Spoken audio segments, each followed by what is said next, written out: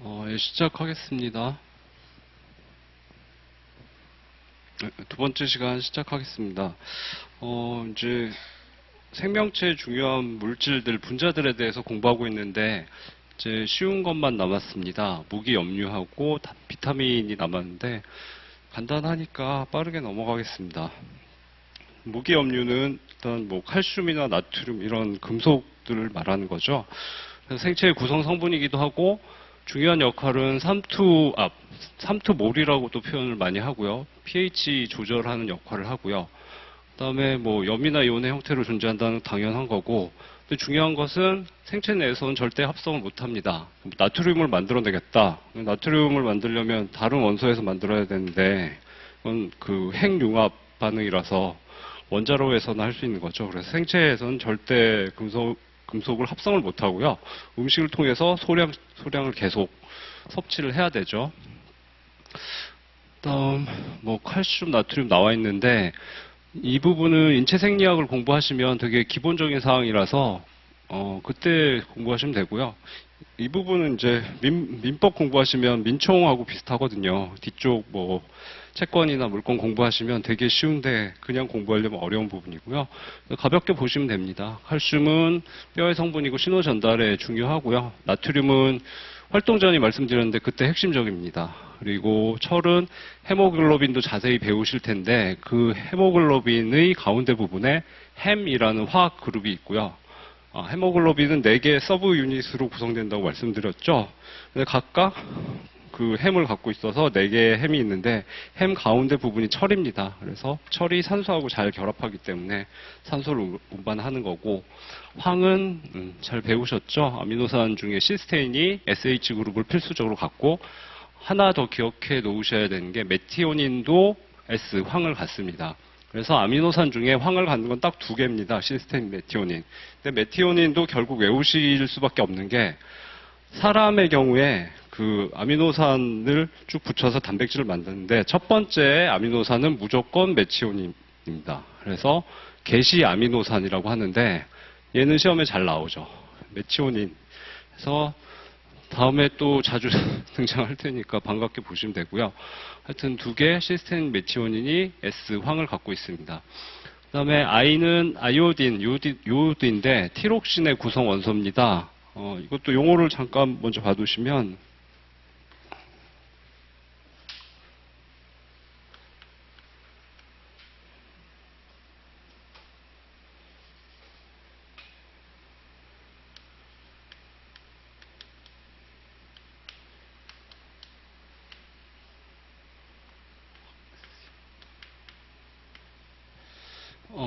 갑상선의 가장 중요한 호르몬이 티록신이라고 그 국어로는 암기를 하셔야 되는데 얘도 영어로 공부하시는 게 낫습니다. 갑상선이 영어로 사이로이드거든요.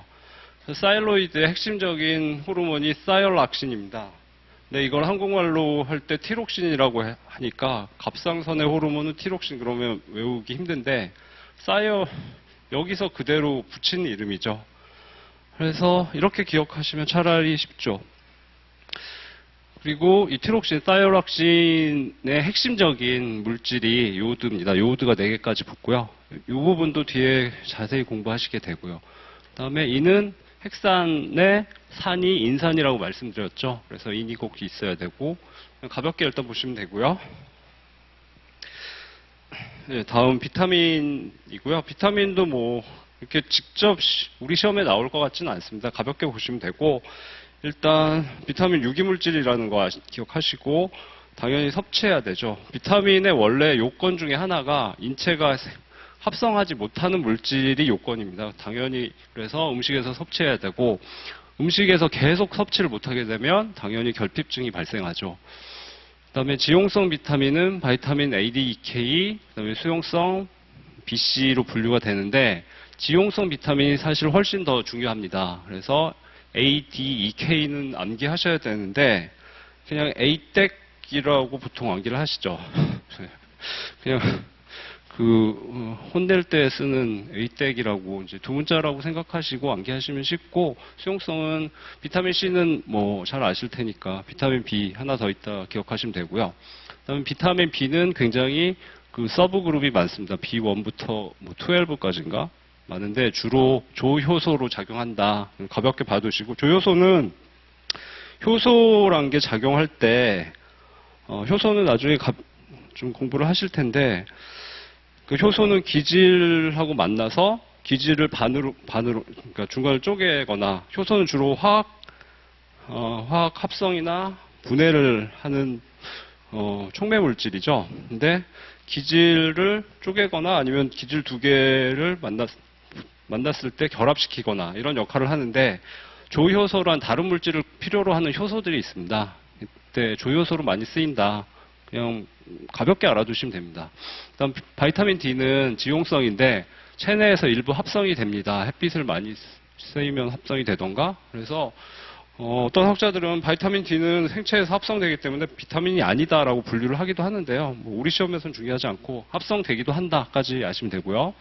그다음에 수용성 비타민은 많이 먹어도 크게 문제가 되진 않습니다. 소변으로 다 나가버리거든요. 근데 지용성 비타민은 얘를 배출시키기 어렵습니다. 몸이 대부분 수분이기 때문에 얘를 배출시킬 수 있는 통로를 확보하기가 힘들거든요. 그래서 축적이 되기 때문에 뭐 지용성 비타민은 상식으로 많이 복용하시면 안 된다는 거 기억하시고요.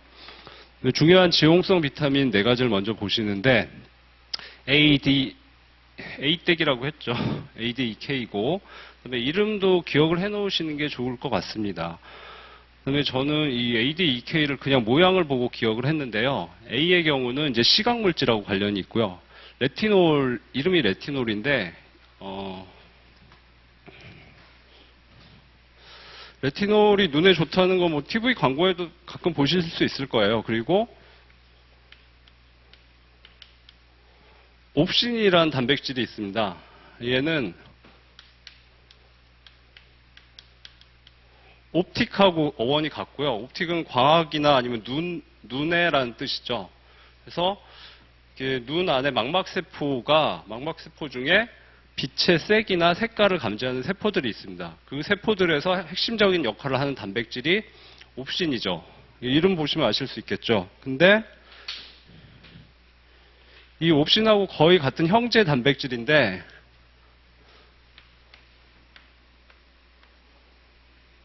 로드옵신이라는 게 있습니다. 그래서 옵신의 앞에 뭘 붙인 건데 로드는 저도 뜻을 잘 모르겠고 두 가지 다 시각에 관련된 단백질입니다. 그래서 근데 로드옵신이 더 좀 중요하고요. 이제 로드옵신의 자료 보시면 스펠링 보시면 옵신이 들어가 있다는 거 아시겠죠? 그래서 시각에 관련된 단백질이구나. 그리고 끝이 IN으로 끝나죠. IN으로 끝나면 단백질일 가능성이 높다고 말씀드렸죠. 잘 모르실 때는 그냥 스펠링 보고 성분이 단백질인가 보다 그렇게 맞히시면 되겠습니다. 그래서 결핍증은 야맹증이죠.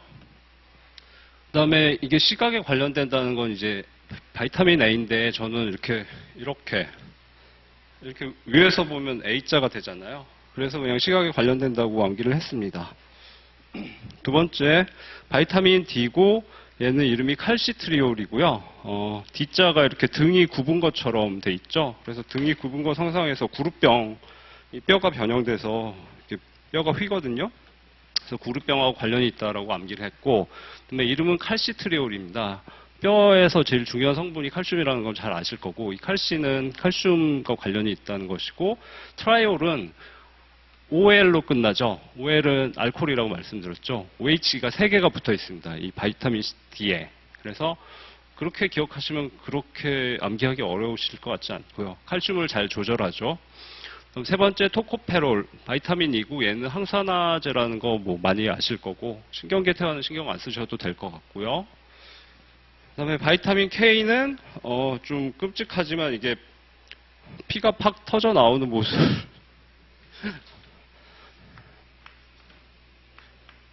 이렇게 피가 터져 나오는 거를 저는 상상을 해서 외웠는데 얘의 결핍증이 혈우병입니다. 혈우병은 상처가 나면 보통 굉장히 빠른 시간 안에 혈액이 응고가 되거든요. 근데 혈액 응고 과정이 굉장히 복잡합니다. 그래서 단백질이 10개 이상이 서로 인터랙션을 하는데 그 중에 하나라도 부족하면 혈액 응고가 늦어지면서 계속 피를 흘리게 됩니다. 위험한 질병이죠. 그래서 그 피하고 관련이 있고 혈액 응고하고 관련이 있다는 그렇게 암기를 하시면 되고요. 그래서 가볍게 보시면 되고, 그다음에 수용성 비타민으로 넘어가겠습니다. 일단 뭐 제일 쉬운 바이타민 C는 아스코르브산, 뭐 이름 기억하시면 좋을 것 같고요. 항산화제라는 거 아시죠? 그다음에 바이타민 C의 결핍증이 괴혈병인데, 괴혈병은 되게 유명한 일화가 있죠. 그러니까 뭐 중세 시대쯤인데 스페인이나 영국이 이제 대서양을 지배할 때 그 선원들이 몇 개월 이상 항해를 했거든요. 근데 식량을 처음에 싣고 가는데 다른 식량들은 괜찮지만 바이타민 C가 있는 식량들은 다 빨리 상하거든요. 과일과 야채들.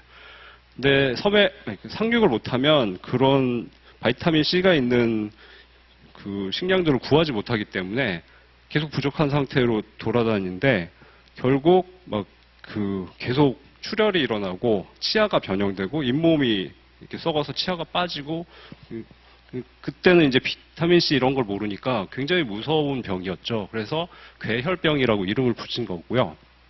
그래서 바이타민 C가 부족하기 때문에 그렇다는 건 나중에 알게 된 거고, 그래서 그 일화를 기억하시면은 괴혈병 기억하시면 될 것 같습니다.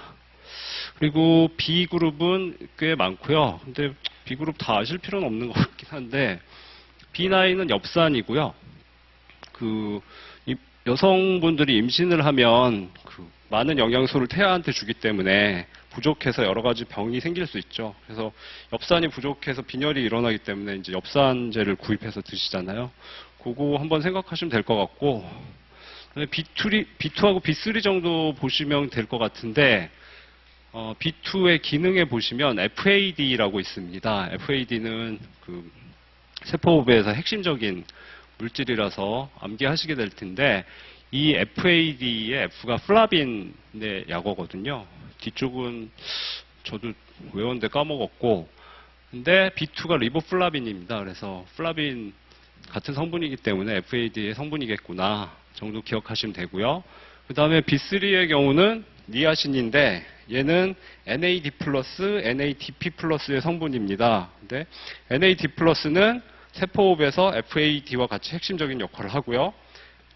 NADP 플러스는 광합성에서 핵심적인 역할을 하죠. 이거는 뭐 잊어버리려도 잊어버릴 수 없는 물질인데, 이 N이 니코틴 아마이드로 시작합니다. 근데 니코틴하고 니아신하고 약간 변형된 물질이거든요. 그래서 니아신이 니코틴 그룹에 속하든가 하여튼 거의 같은 물질이고, 그냥 같은 니자로 시작한다, 그걸로 그냥 암기하셔서 그 정도 보시면 될 것 같습니다. 근데 너무 깊이는 공부 안 하셔도 되고요. 예, 그래서 오랜 시간이었지만 물질들에 대한 공부가 끝났습니다. 그 다음에 이제 자료에는 바이러스들 내용이 있는데, 말씀드린 AI 조류독감하고 코로나 바이러스가 있는데 지금 공부하기엔 좀 내용이 어려워서요. 얘는 DNA 복제나 발현 이쪽 부분을 공부하시고 나면 되게 쉽습니다. 그래서 그때 다시 공부를 하시는 걸로 하겠습니다. 그래서 이제 교재로 돌아가면 되겠습니다. 교재는 생물 2권 첫 번째죠. 예, 어려운 부분 좀 잘 공부하셨고, 이제 드디어 세포로 들어가고요. 근데 앞부분은 되게 쉬운 부분입니다. 가볍게 공부하시면 되고, 10페이지죠. 네, 세포의 연구인데, 이 부분은 시험에 나온 적도 없고 앞으로도 안 나올 것 같고요. 근데 뭐 몇 가지 기초 이론들은 봐야 돼서 그냥 가볍게 보겠습니다. 기출은 없고 이제 간단히 몇 개 볼 부분 밑줄을 긋고 시작하는 게 좋을 것 같고요. 제가 밑줄을 그으시죠 막 이렇게 했는데 좀 시간이 오래 걸리더라고요. 그래서 암호를 정하기로 했습니다. 고민을 하다가 밑줄이 이제 언더라인이니까 그냥 언더라고 하면 밑줄 그으세요라는 뜻으로 이해하시고, 시간을 절약하기 위해서 우리 간의 암호로 그렇게 하시죠. 반대하시면 안 하겠습니다. 예, 다 찬성하시는 표정이라서 언더. 10페이지에 이제 동그라미 1번 세포의 발견과 세포설, 그다음에 오른쪽에 세포는 모든 생물의 구조적, 기능적 기본 단위, 모든 세포는 다른 세포로부터 만들어진다는 세포설. 다 넘어가시고 11페이지 중단쯤에 양괄호 1번 현미경을 이용해서 우측 끝에 전자 현미경이 개발되면서 세포 내의 미세 구조까지 관찰할 수 있게 되었다. 다음 한 6째 줄 내려가서 전자 현미경, EM, 일렉트론 마이크로스코프. 그다음에 맨 마지막 줄에 투과 전자 현미경과 주사 전자 현미경. 내용이 썰렁하죠. 다음 페이지 넘어가셔서 12페이지 첫 번째 줄에 투과 전자 현미경 쭉 줄 그으시고 얇게 자른 시료에 금속을 입힌 후, 다음 두 번째 동그라미 주사 전자 현미경 얇게 자르지 않은 시료에 금속으로 코팅. 다음 내용, 여기 아래쪽에 개념 보충 푸른색이 있는데 여기는 X표 하시고 뭐 보실 필요 없습니다.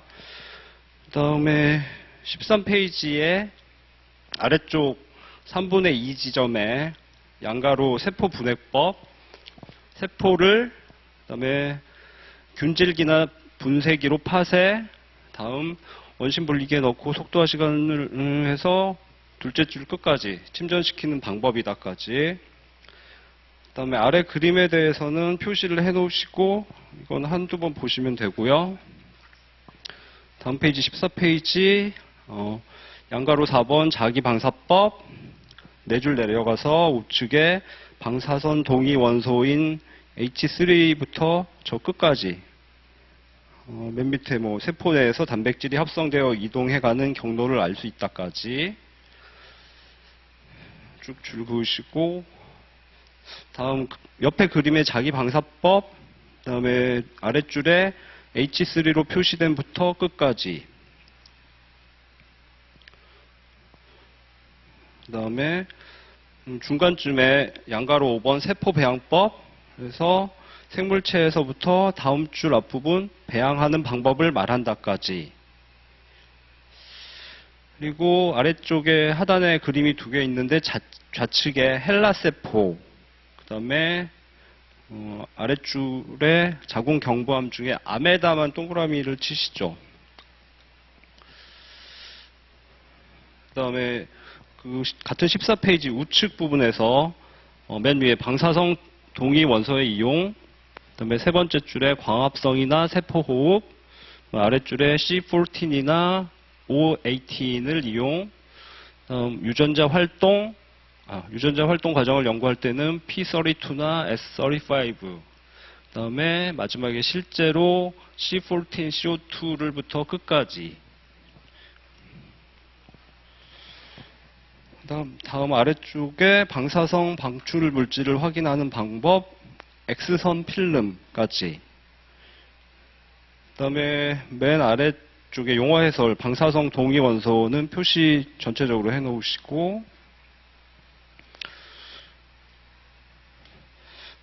그다음 15페이지로 가셔서 양가로 1번 세포의 크기와 모양에서 대장균에다가 화살표하고 수 마이크로미터라고 기록을 해 놓으시죠.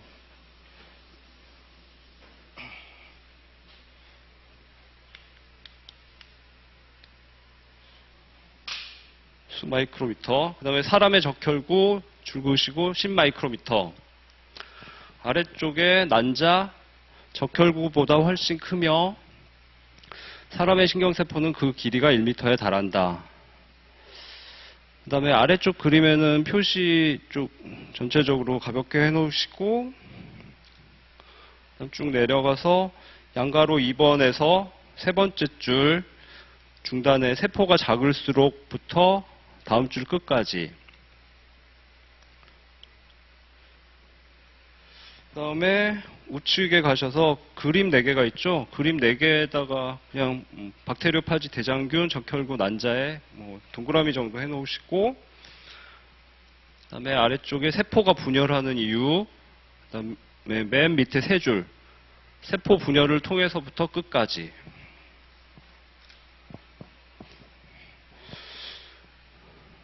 그 다음에 16페이지 가셔서 광학현미경하고 투과전자현미경, 주사전자현미경 3개의 그림이 있죠. 거기에 표본이 있는 위치를 찾아서 표본에 동그라미를 하시면 되겠습니다.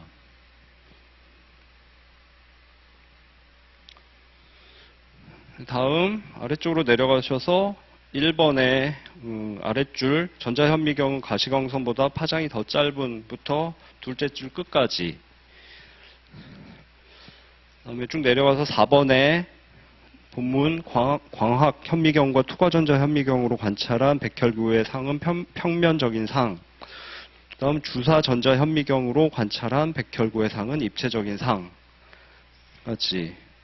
그다음에 17페이지는 전체적으로 X 하시고 보시지 마십시오. 예.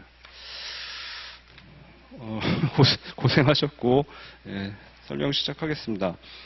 10페이지로 오셔서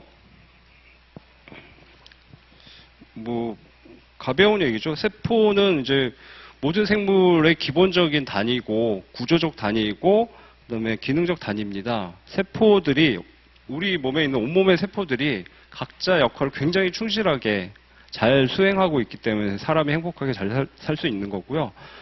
전에도 말씀드렸듯이 근데 어떤 세포들이 문제가 생겼다 그러면 중앙에서는 너희들 집단으로 자살을 해라라는 명령을 내립니다. 근데 세포는 당연히 고민하지 않고 바로 자살을 합니다.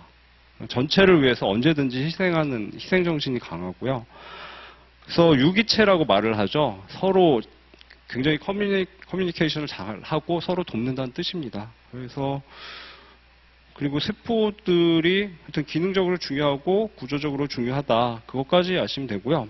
다음, 모든 세포는 다른 세포로부터 만들어진다. 당연하죠. 수정란에서부터 성인이 되니까 하나의 세포에서 모든 세포들이 만들어진다는 거고. 근데 아래쪽에 영국의 쿡이 처음 세포를 발견을 했는데 보시면 1600년대죠. 그때는 뭐 생물에 대해서 잘 몰랐기 때문에 그때 당시에는 굉장히 뛰어난 이론이었겠죠. 그래서 아래쪽 그림 보시면 그 코르크 막의 사진을 찍었는데, 코르크죠. 코르크는 식물 조직이 죽고서 세포 벽만 남은 거거든요. 보면 이렇게 조그만 방들로 구성되어 있다 그래서 셀이라고 이름을 붙인 거죠. 그러니까 뭐 감옥도 셀이라고 하고 이때 당시에는 그 수도사들이 생활하던 이게 뭐죠? 수도원의 방을 셀이라고 했다고 합니다. 그거 보시면 되고, 그 다음에 이제 11페이지로 가셔서, 전자현미경이 개발되면서 미세구조까지 관찰할 수 있게 됐다. 광학현미경은 해상도를 높이는 데 한계가 있기 때문에 세포 자체는 관찰할 수 있었지만 그 안에서 무슨 일이 일어나는지 알 수가 없었거든요. 전자현미경은 전자 자체를 사용합니다. 전자에다가 굉장히 강한 그 에너지를 줘서 가속을 시켜서 강한 힘으로 때려서 튀어나오는 전자나 아니면 반사되는 전자를 보기 때문에 전자를 가속시키는 에너지가 강할수록 해상도가 높아집니다. 그래서 세포 내부까지 관찰할 수가 있게 된 거고 그때부터 생물학이 많이 발전할 수 있었던 거죠. 그래서 광학현미경은 별로 중요하지 않은데 전자현미경은 굉장히 중요하고요. 그다음에 일렉트론 마이크로스코프라고 하는데 전공자들은 보통 그냥 EM이라고 부릅니다. 그래서 그거 아시면 되고 밑에 줄에 투과 전자현미경과 셈이 있다고 하는데 발음하기 힘드니까 그냥 셈템이라고 부릅니다. 그 EM은 아까 말씀드렸고 다음 페이지로 넘어가시면 12페이지에 투과 전자현미경은 말 그대로 투과시킵니다.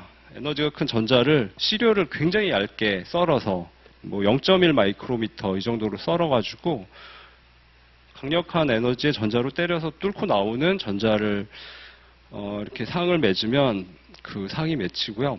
그래서 트랜스미션이기 때문에 T로 시작돼서 템이라고 부르고요. 반대로 이번에 주사전자현미경은 셈이라고 부르는데 스캐닝이라고 합니다. 에너지가 좀 약하죠. 때린 다음에 반사되어 나오는 거를 측정을 하죠.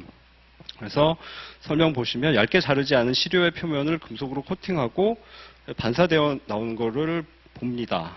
그래서 실제 나중에 사진을 보시면 반사되면 입체적인 구조가 보이거든요. 근데 템은 뚫고 나오기 때문에 그 입체 구조, 평면 구조로 보이게 됩니다.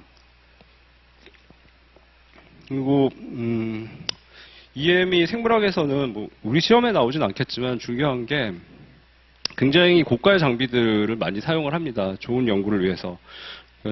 제가 한 10년 더 된 것 같은데 회사 연구소에서 연구를 하다가 좀 아까 말씀드린 라이포솜 있죠? 라이포솜을 이용해서 정상 유전자를 환자한테 집어넣어서 유전자 치료를 하는 그룹이 있었거든요. 그래서 그 라이포좀의 사진을 찍어야 돼서 찍는데 현미경으로 찍어야 되죠. 대전에 어떤 현미경도 종류가 굉장히 많기 때문에 어떤 걸로 찍어야 될지 몰라서 대전에 연구 단지들이 있어서 이제 내려가서 봤거든요. 그래서 가장 좋은 현미경이 뭔가요? 그랬더니 기초과학연구원인가? 거기를 가보라고 하더라고요. 갔는데 전자현미경인데 한 4층 높이의 전자현미경 자체가 한 4층 높이가 되고요. 건물이 2층인가 3층인가 있고 걔는 이제 엄청난 에너지를 쓰기 위해서 크기가 큰 거죠. 전자를 엄청난 에너지로 가속해주기 위해서. 그 가격이 그때 당시 한 100억 정도 된다고 하더라고요. 그래서 그거 한번 찍으려면 얼마예요? 그래서 몇 천만 원이었던 것 같아요. 한번 찍는데. 그래서 다음에 오겠습니다. 그랬는데 그리고 좀 재밌는 게 그 건물을 뭐라고 부를 것 같아요? 그러더라고요. 그래서 빌딩이죠. 그랬더니 아니고 하우징이라고 한대요. 왜 하우징인가요? 그랬더니 건물을 짓고 거기다 현미경을 넣는 게 아니고 주인공이 현미경이기 때문에 현미경을 외국에서 그 사람들이 와서 세팅을 해준대요. 그러니까 땅이 조금이라도 흔들리면 상이 흔들려서 굉장히 정교한 작업으로 세팅을 하고 그 위에다 케이스를 덮는 거죠. 그래서 케이스를 덮어서 현미경을 보호하는 거기 때문에 하우징이라고 하고 그 하우징 건물만 40억이고 안에 들어갔더니 그러니까 건물 한 층 높이의 전자현미경, 2층 높이의 전자현미경도 몇 개 있더라고요. 그래서 굉장히 좀 생물학에서는 중요한 기계고 돈을 많이 씁니다. 그다음에 우측에 보시면 그 맨 오른쪽에 13페이지 맨 오른쪽에 초마이크로톰이 있는데 템의 경우는 0.1 마이크로미터 이하로 잘라야 되거든요. 근데 이게 말이 쉽지 굉장히 정밀한 기술이고요.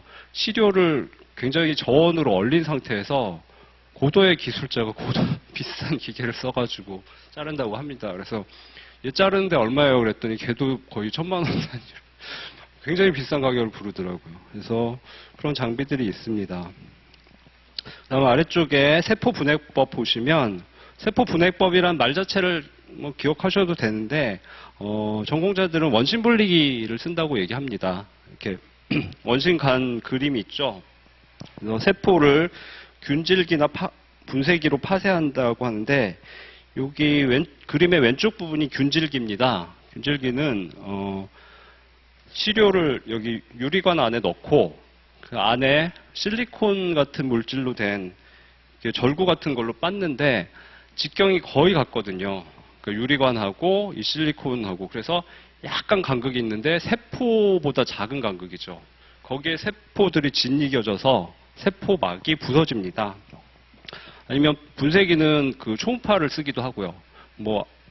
유기용매를 써도 되고 세포막을 분쇄하는 방법은 많습니다. 하여튼 세포막을 분쇄하면 이 안에 세포 소기관들이 용액으로 쏟아져 나오거든요. 걔를 원심 분리기에 놓고 고속으로 돌리게 되면 그 세포 소기관들이 각각 밀도나 크기가 다르기 때문에 무거운 건 아래쪽으로 내려가고 가벼운 건 위쪽에 떠 있습니다. 그런 상태로 분리하는 방법이고요.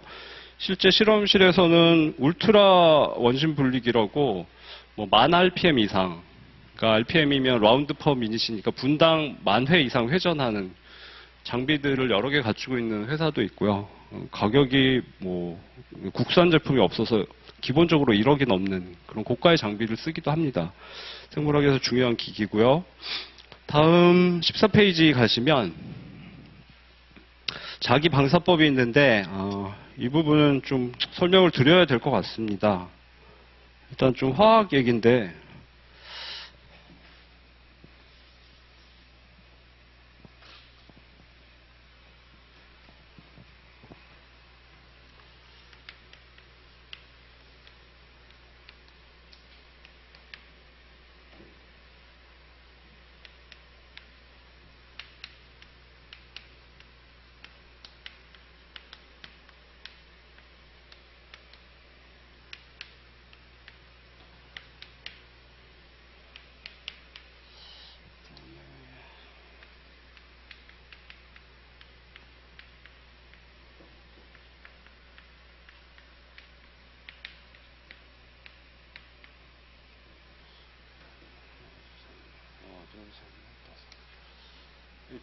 주기율표죠. 이제 화학 공부하실 때 얘가 2번, 얘가 10번, 18번, 20번이죠. 여기 20번까지 무조건 암기하셔야 됩니다. 아시죠? 지문에서 아예 안 주거든요. 그 다음에 여기서부터 여기까지가 뭐 전위금속인데 30번까지인데 얘는 주는 경우도 있고 안 주는 경우도 있습니다. 불행히도 암기하셔야 된다는 얘기죠. 30번까지는 무조건 암기하셔야 되고 바로 쓰실 수 있을 정도로 하셔야 되고요. 뭐 다른 화학 얘기는 할 필요가 없고 화학에서는 이제 질소를 보시죠. 구조식을 되게 효과적으로 표현하기 위해서 규칙이 굉장히 엄격하죠. 그래서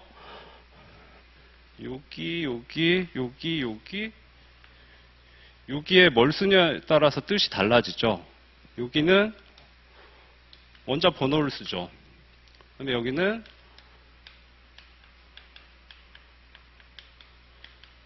질량수를 쓰죠. 그다음에 여기는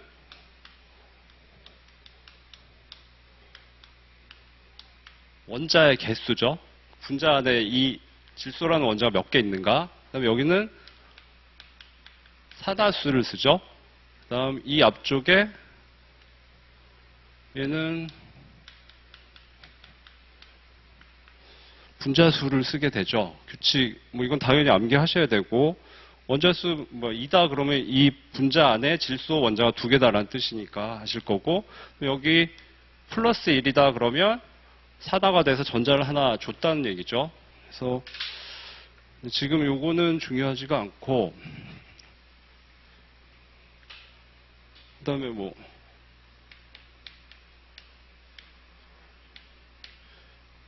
이렇게 쓰면 수소가 4개라는 게 아니라 이 분자 전체가 4개라는 거 아시죠?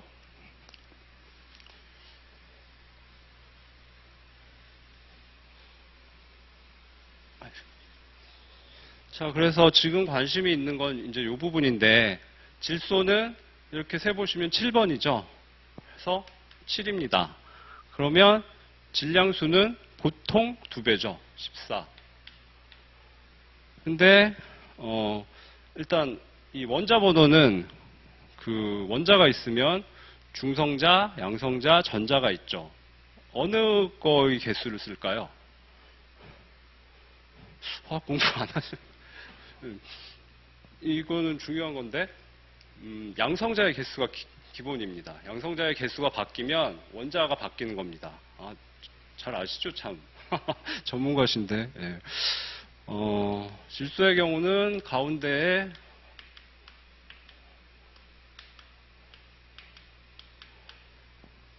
양성자가 7개 있죠. 그러면 전자는 보통 맞춰서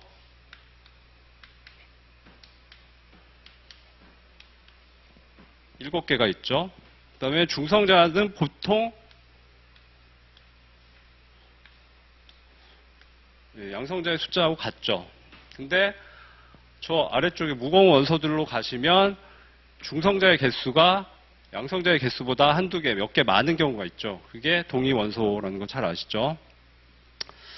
됐고, 일단 원자 번호의 기준이 양성자가 된다는 거는 전자는 하나 날아가거나 하나 더해져도 그냥 이온화가 되는 거고 원자 자체가 변하는 게 아니죠. 그다음에 중성자의 개수가 많아져도 얘는 동위 원소가 되지 원자 자체가 바뀌진 않습니다. 근데 중성자가 하나가 더 생겼다. 그럼 얘는 질소가 아니고 산소가 되는 거죠. 예, 그래서 원자 번호의 기준은 중성자 수입니다.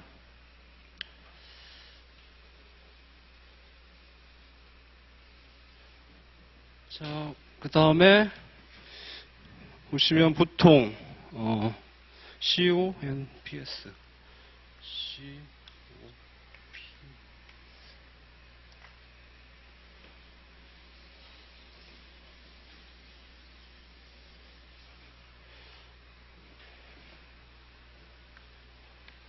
P가 몇 번이지? 15번인가? 예.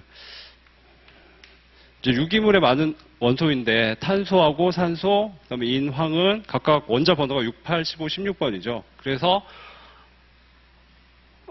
질량수를 따질 때는 중성자와 양성자만 카운팅을 하죠. 이유는 중성자와 양성자는 질량이 비슷하고 전자는 중성자, 양성자 2000분의 1 정도밖에 안 되기 때문에 질량을 따질 때 세지 않습니다. 그래서 양성자만큼의 중성자가 보통 있기 때문에 얘는 12, 얘는 16, 그다음에 얘는 30, 얘는 32.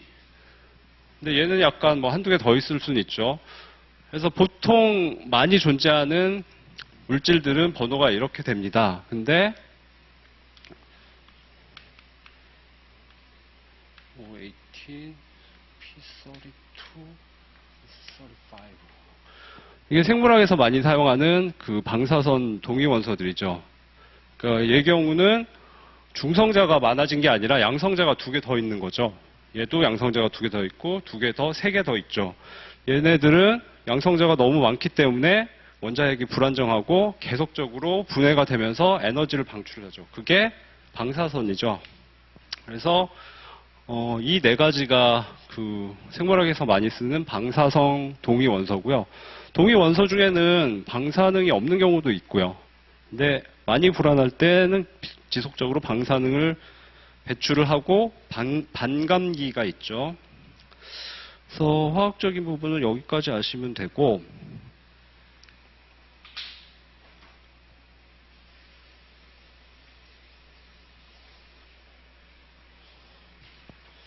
그래서 교재로 돌아가겠습니다. 14페이지 자기방사법에서 아래쪽에 이제 방사성 동위 원소인 트리튬, 한 가지 더 설명드려야 되네요. 보통 중성자하고 양성자 개수가 같다고 했는데 수소는 좀 특이하죠. 그래서 수소는 원자핵에 양성자 하나 있고 전자가 하나 있고 중성자가 없습니다. 이게 수소죠. 일반적인 수소. 근데 이렇게 쓰는 게 있죠.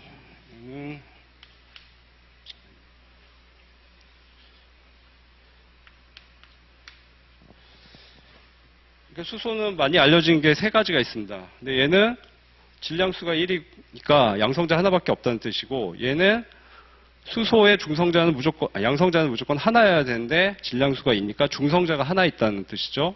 얘는 중성자가 두 개 있다는 거고, 얘가 방사성 동위 원소입니다. 그래서 얘는 듀트리움, 얘는 트리튬이라고 보통 부르죠. 그래서 지문을 보시면 방사선 동위 원소인 트리튬으로 표지한 티민을 세포에 공급한 후 관찰하면 핵이 DNA 합성 장소임을 알 수 있다. 지금 조금 어려울 수 있는데 뒤쪽 2권에 13페이지에 그림이 나와 있거든요.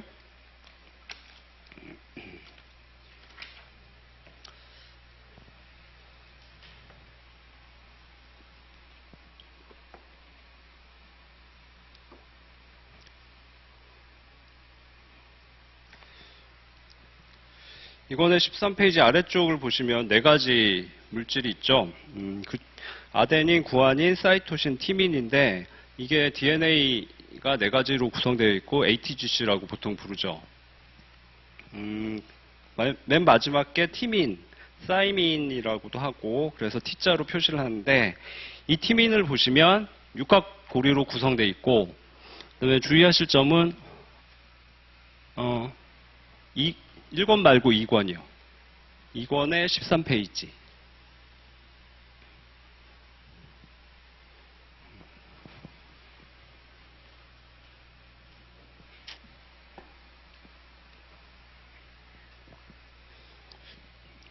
네, 13페이지 하단 쪽에 그림 4개.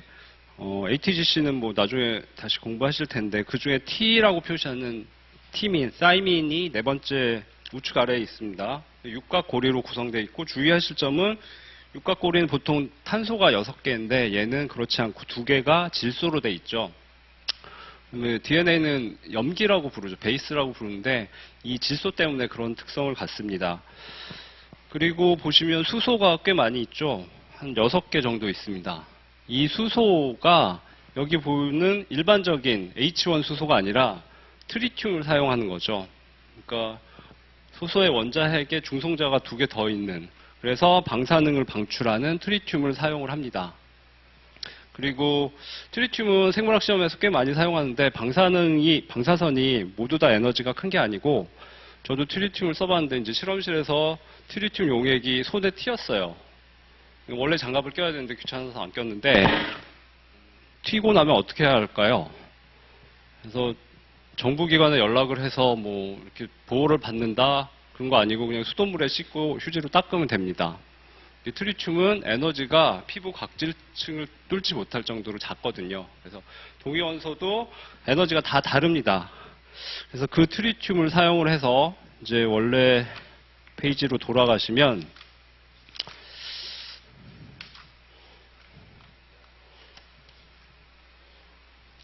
네.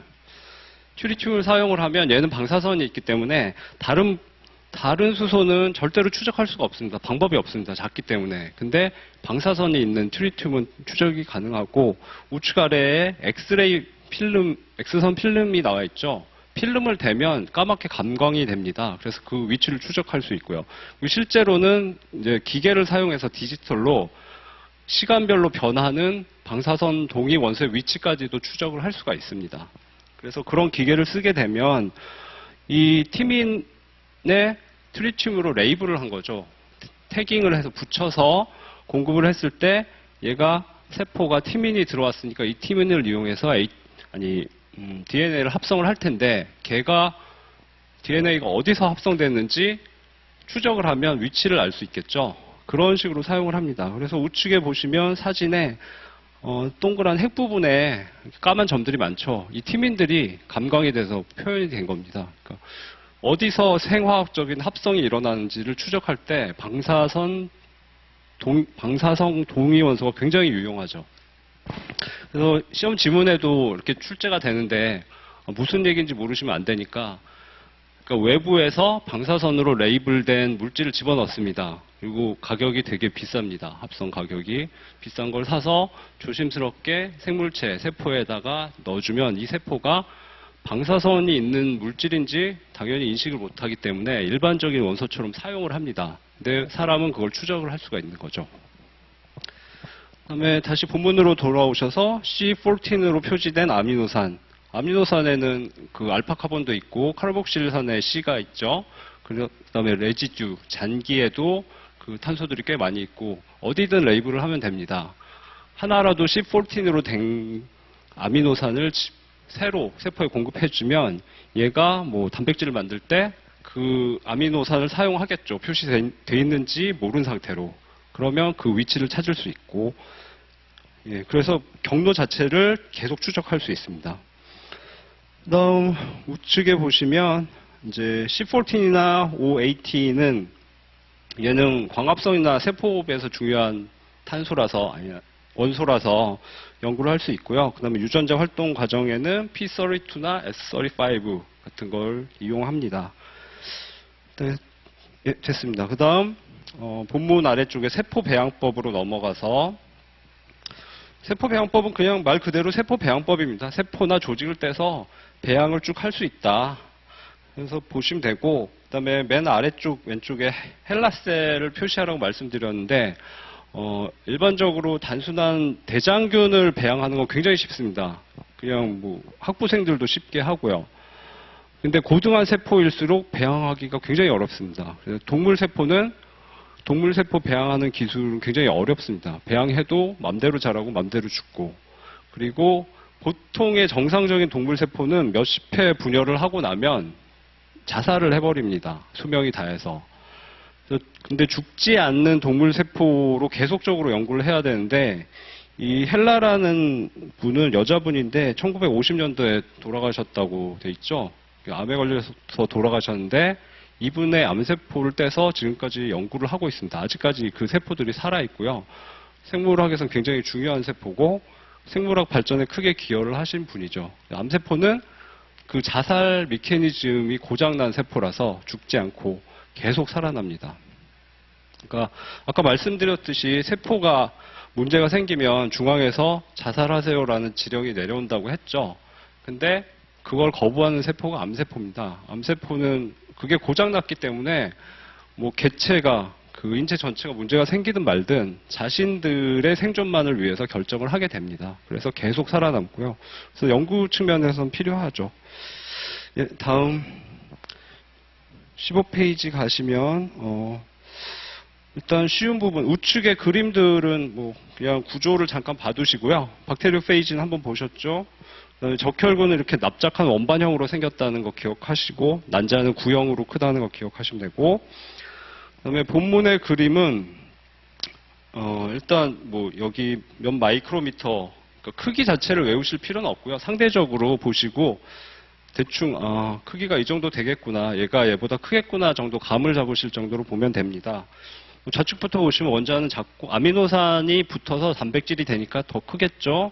그다음에 바이러스는 단백질하고 유전물질 같이 갖고 있으니까 좀 더 크겠죠. 그다음에 미토콘드리아, 엽록체, 대장균은 사실 거의 동일한 수준의 세포입니다. 그래서 세 가지는 크기가 비슷하고, 그다음 적혈구부터는 진핵 세포죠.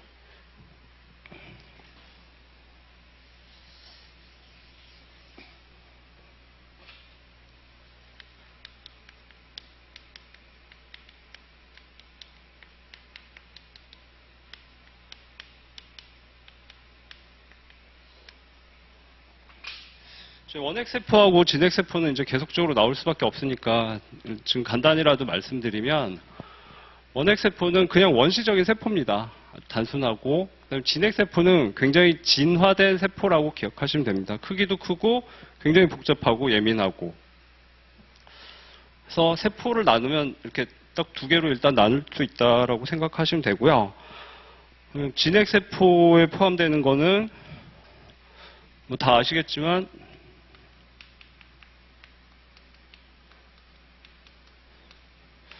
동물세포, 식물세포, 균류. 균류는 세균하고 다르다고 말씀드렸죠.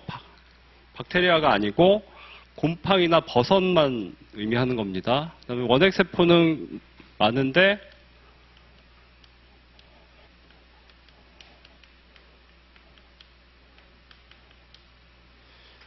대표적인 게 대장균이죠.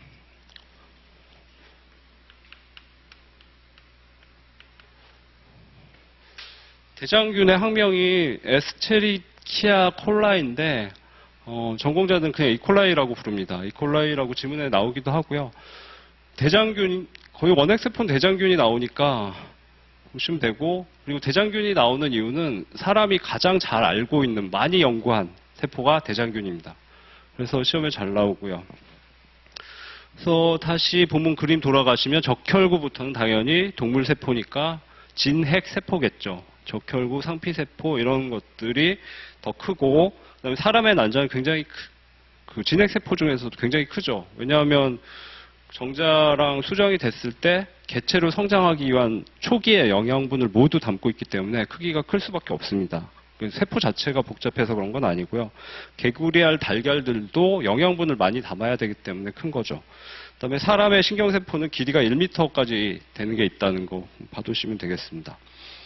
그다음 본문 아래쪽으로 내려가셔서 이제 세포가 작을수록 그 세포의 크기가 작은 이유가 나와 있는데요. 세포는 일정 크기 이상 성장하면 무조건 분열을 해서 원래의 크기로 돌아가려고 합니다. 그 이유는 세포 내부의 물질하고 외부의 물질하고 계속 교환이 돼야 되거든요. 그러니까 외부에서 산소하고 영양분을 받아들이고 내부에 그 분비물이나 노폐물 그리고 CO2를 배출을 해야 되는데, 내부의 부피가 너무 크면, 표면적에 비해서 너무 커지면 그게 효율적으로 돌아갈 수가 없거든요.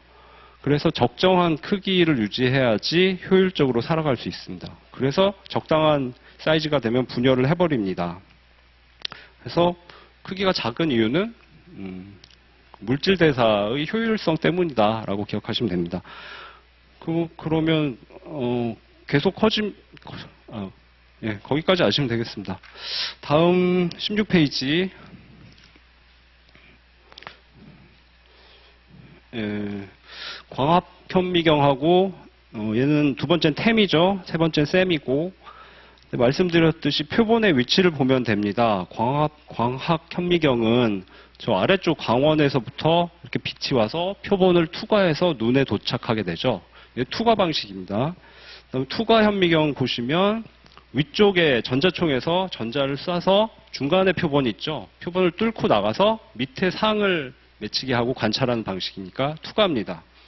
세 번째 셈은 위에서 전자총에서 쏴서 표본을 때린 다음에 표본이 맨 아래쪽에 있죠. 그래서 반사돼 나오는 상을 관찰을 합니다.